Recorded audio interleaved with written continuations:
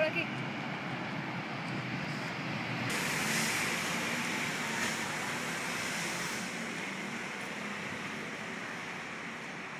Este sería un tercer piso.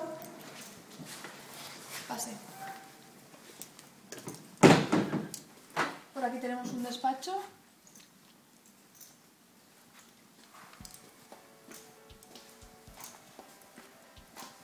Aquí tenemos otro, como puede ver, unas fantásticas vistas al Palau.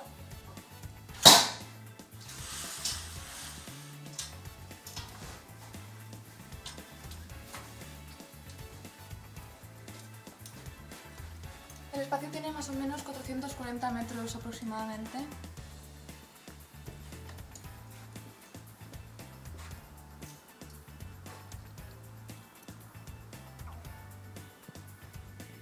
Este sería el despacho más significativo por su amplitud y sus grandes vistas.